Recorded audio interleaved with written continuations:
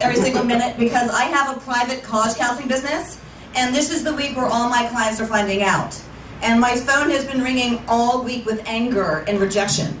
And so they said, but Rebecca, you went to Harvard. You said you'd get us in. I said, no, you have to get yourself in. I already went. This is a very important week for me because it was 20 years ago this week that I got my first marriage proposal. It was my only marriage proposal. And I was a first-year teacher, and it was just so sweet. I went to my desk, and there were flowers, and there was a card.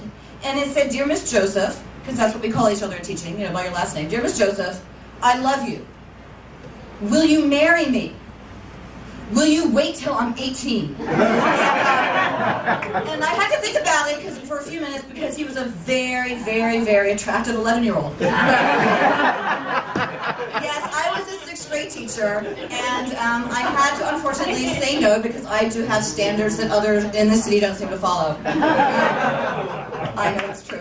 But when I started teaching 20 years ago, I was hired a week before the school year, given a former storeroom and a set of books. And they said, go at it with your 150 African-American little inner city 6th graders.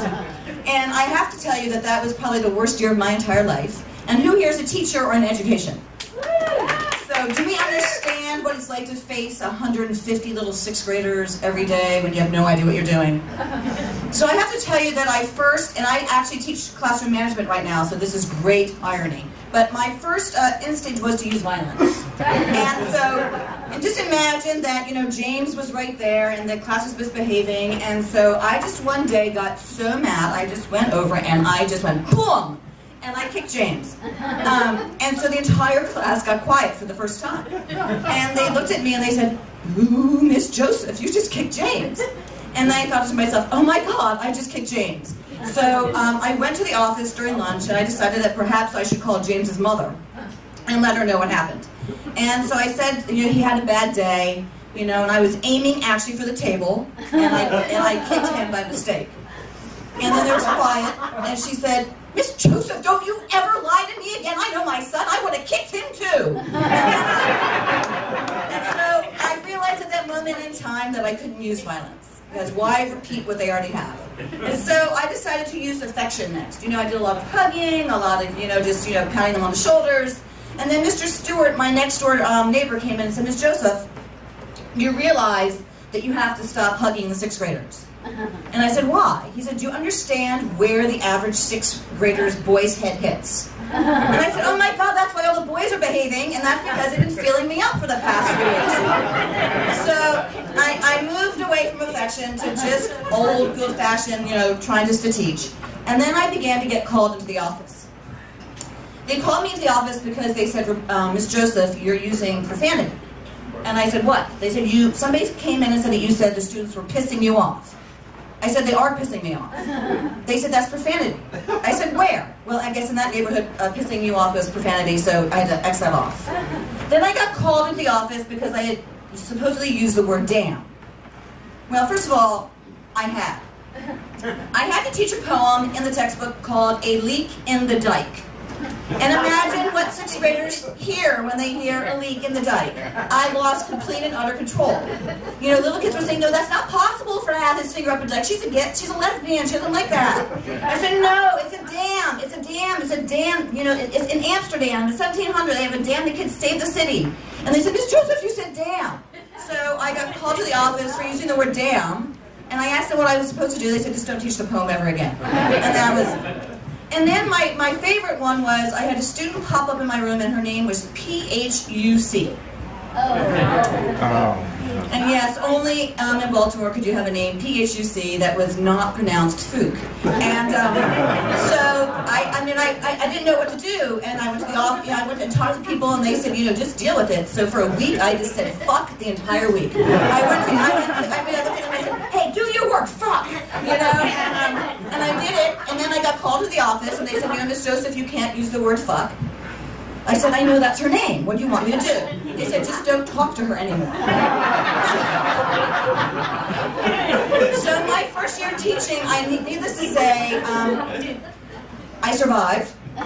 And you know, I made it into several more years of teaching. And you know, 20 years ago, I was a hotter version of this. And so all of the teachers and their friends and the students' families wanted to fix me up. And so that's a dangerous thing, you know, when you want to, you know, stay away from where you work socially. But one time I almost said yes because the picture was gloriously handsome. And the problem was they wanted me to wait. And I said, why do you want me to wait? And is it because, you know, he's working, he's in the military? No, he's in prison. Can you wait for him to get out? And it was at that moment in time that I realized that no, I couldn't wait, and that I had to just graciously just say, you know, I really, you know, is he Jewish? No, and the answer was no, and I said, you know, I really only date Jewish men. And did you know that in the Jewish tradition, if you make 3 matches, you go to heaven? Is that, I mean, so in my life I'm making sure that none of my friends are going to heaven.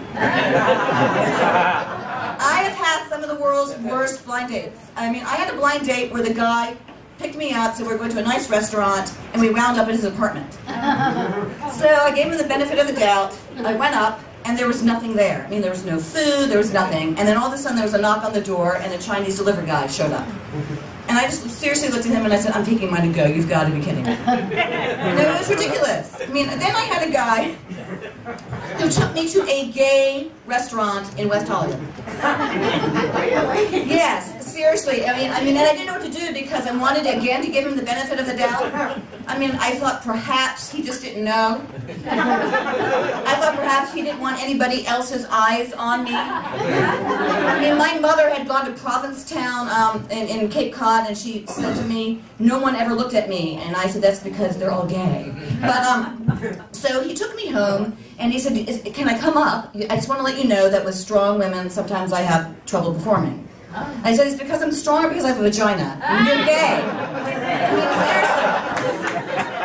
I mean, and then my favorite one is I went out with a plastic surgeon. Now that's very nerve-wracking for a woman to go out with a plastic surgeon. I mean, because you just imagine that they're just, you know, creating a new you. But he asked me, Rebecca, what would you do if you had a choice between a really good-looking Christian guy and a so-so Jewish guy? And I thought, oh my God, he's talking about me, you know, and then I thought, I can have both, I'll just have the Christian guy circumcised. Great. You know, so I don't need to do that anymore. I don't need blind dating anymore. I'm very lucky. And I found that wedding proposal recently. I was going through some papers, and I thought to myself, you know, that's 20 years ago. He's 31.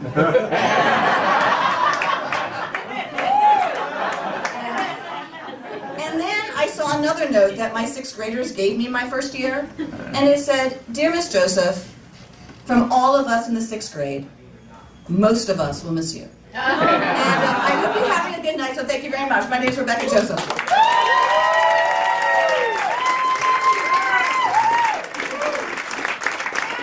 All right, we're going to keep moving. This guy's a really good friend of Rebecca's. You'll love him. He also went to Harvard. This is Sammy Abe. Yeah! Sammy Abe. Hey. Hi.